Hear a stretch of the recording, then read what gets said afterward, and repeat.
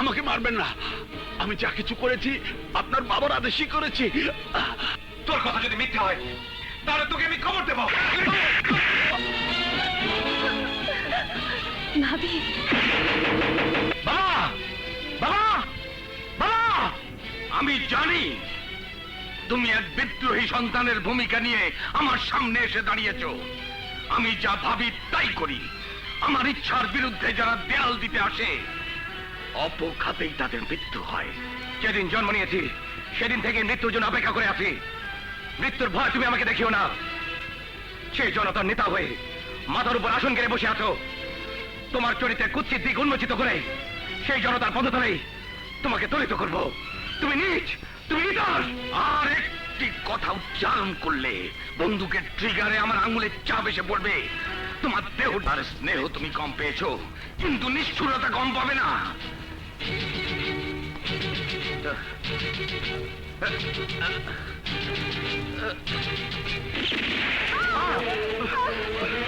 মা, মা, মা, এত রক্ত। এই রক্ত 30 বছর ধরে ঝরছে। পিতা পুত্রের সম্পর্কের অবনতি ঘটবে জেনে আমি সব কিছু তোর কাছে গোপন রেখেছিলাম। হেন খারাপ কাজ নিয়ে যা সে করতে পারে না। সুজাত আলীর স্ত্রীকে ভোগ করার জন্য সেই সুজাত আলীকে খুন করেছে। আর দোষ পড়েছে ট্রাক ড্রাইভার রাজার।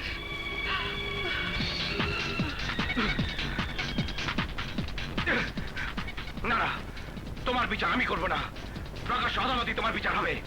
কেউ আমার বিরুদ্ধে সাক্ষী দেবে না, আমি চুপ করে থাকবো না। আমি হাইজ্যাক করিনি, আমি তাকে রক্ষা করতে চেষ্টা করেছি। ইওর অনার, ইওর অনার, সে একটা দুশ্চরিত্র মদ্যপ। এই বাড়ির কলেজ পড়ুয়া মেয়ে প্রীতিকে ইতিপূর্বে সে রাতের অন্ধকারে নির্জন স্থানে জোর করে নিয়ে গিয়ে তার শ্লীলতা হরণ করবার চেষ্টা করেছিল। মিথ্যে কথা। প্রীতি আমার বোনের মতো। জজ সাহেব, এ ধরনের কটু কথা বলতে উকিল সাহেবকে বারণ করুন, নইলে আমার মাথা গরম হয়ে যাবে। প্রকাশ্য আদালতে আমার বোনের নিন্দাবাদ হতে আমি দেব না। মূল প্রসঙ্গে আসুন। কৌশলে সে এবারে সবাইকে জয় করে নিয়েছিল। পারেনি শুধু সুজাত আলীর বিধবা স্ত্রীকে।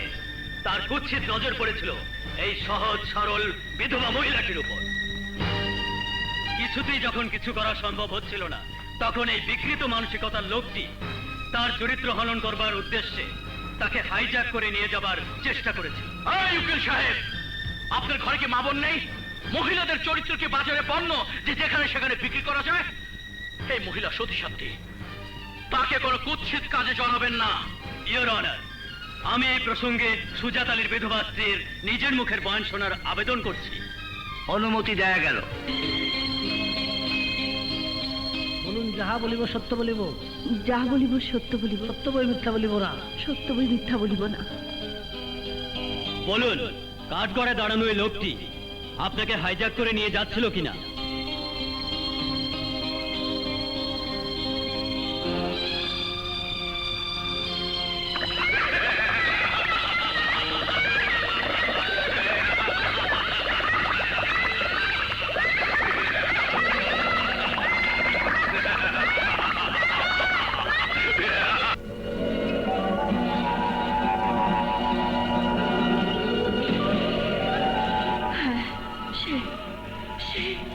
সে আমাকে হাইজ্যাক করে নিয়ে যাচ্ছিল।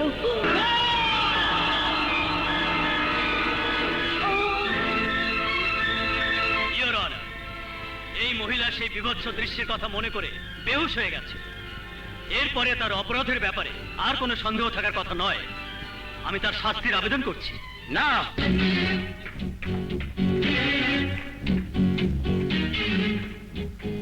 ইওর অনার, সমস্ত কাহিনী নেপথ্য নায়ক এই লোকটি। তিনি একজন মুখোশধারী ভণ্ড প্রতারক, দেশদ্রোহী। ইওর অনার, ওনার জবানবন্দি নেওয়ার জন্য আমি আপনার অনুমতি প্রার্থনা করছি। অনুমতি দেওয়া গেল। বলুন, যাহা বলিব সত্য বলিব, সত্য বই মিথ্যা বলিব না। নেতারা কখনো মিথ্যে কথা বলে না। আমি নেতা, সুতরাং আমিও মিথ্যে বলি না। এই ঘটনা সম্পর্কে আপনি কি জানেন? আমার চরিত্র ফুলের মতো পবিত্র, আমি কিছুই জানি না। আপনারা নিশ্চয়ই জানেন আমি সেই আকরাম খান, যে এই অঞ্চলের একজন বিশিষ্ট নেতা। আমাকে যে কাঠগড়ায় ধরে নিয়ে এসছে সে আমার একমাত্র পুত্র প্রেম। দেখলেন তো বাবার প্রতি প্রেমের কত বড় প্রেম। কাঠগড়ায় দাঁড়ানো ওই লোকটি প্রীতি নামের যে মেয়েটিকে নষ্ট করেছে, আমার ছেলে তাকে বিয়ে করতে চায়। আমি বাধা দিলে সে আমাকে অপরাধী সাব্যস্ত করে জেলে পাঠানোর জন্য এই কোর্টে নিয়ে এসছে। সব বানোয়াট, সব মিথ্যে। না,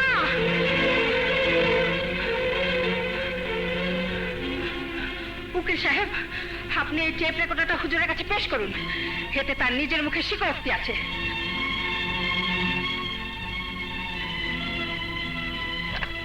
সুজাত আলীকে খুন করলাম আমি, আর ধরা পড়লো ট্রাক ড্রাইভার। কি বলে পলিটিক্স? জি হুজুর, শুধু তাই না হুজুর, সুজাত আলীর বিধবা স্ত্রীর মালিক এখন আপনি হয়ে যাবেন। বটেই। আপনার তো কিছুই অস্বীকার করার উপায় নেই। অস্বীকার করব না? আমার সতী সাধ্বী স্ত্রীকে এই ভরা মজলিসে মিথ্যেবাদী বানাতে চাই না, কিন্তু আমার সাজা আপনি কি দেবেন? এই ছোট্ট কোর্টে আমার মতো লোকের বিচার হতে পারে না। So by.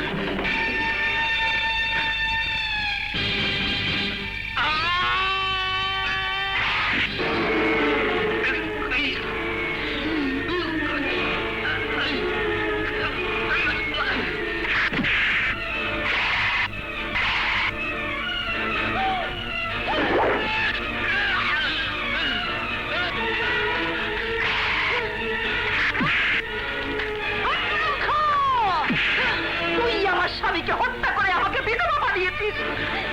তুই আমার ইজ্জত নষ্ট করতে চেয়েছিস। তুই আমার ছেলেকে আগুনে পুড়িয়ে মারার ভয় দেখিয়ে আমাকে দিয়ে নিরীহ মানুষটির বিরুদ্ধে মিথ্যে সাক্ষী দিতে বাধ্য করেছিস।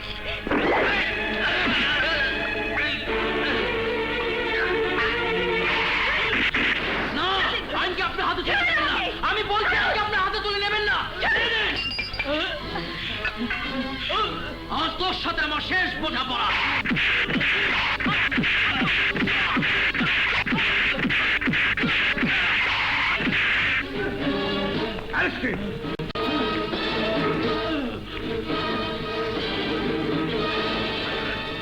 তোমার ফাঁসি হবে, আমি বিধবা হব, তাতে আমার দুঃখ নেই। তোমার হাত থেকে নিরীহ মানুষ রক্ষা পাবে, সেটাই আমার সুখ।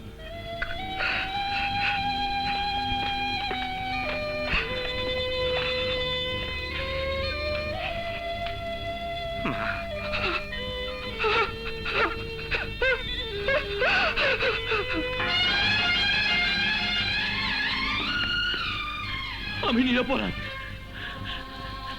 আর তো আমার বিরুদ্ধে কোনো অভিযোগ থাকার কথা নয়। আপনাকে আপনাকে অনেক দুঃখ দিয়েছি, আমাকে ক্ষমা করে দেবেন, আমাকে ক্ষমা করে দেবেন। আমি চলে যাচ্ছি, আমি চলে যাচ্ছি, আমার সাথে শেষ। আমি আমি চলে যাচ্ছি রে, আমি আমি চলে যাচ্ছি।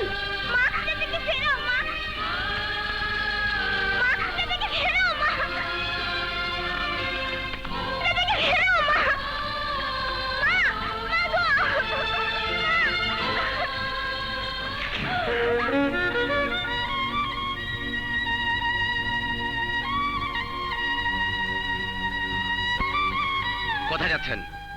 আমি চলে যাচ্ছি। আপনি তো জানেন আমি নির্দোষ, আমি তো এখন স্বাধীন। আপনি স্বাধীন? হ্যাঁ। হুম, আপনি পরাধীন। পরাধীন? হ্যাঁ, পরাধীন। আসুন আমার সাথে।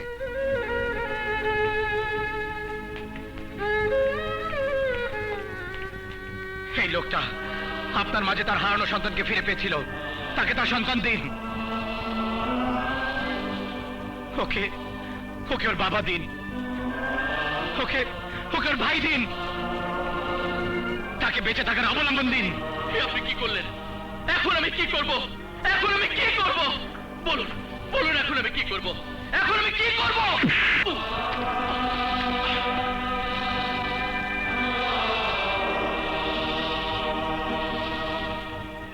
ভাইয়া, তুমি না বলেছো তোমার কেউ নেই, তাহলে আমাদের ছেড়ে চলে যাবে কেন? আসেন কেন, আসেন আসেন আসেন আসেন, যার যার জিনিস শেষে বুঝালন। একটা সুখবর আছে, ঘুষ খাওয়ার দায়ে আমাদের চাকরিটা চলে গেছে। তাতে কি আছে?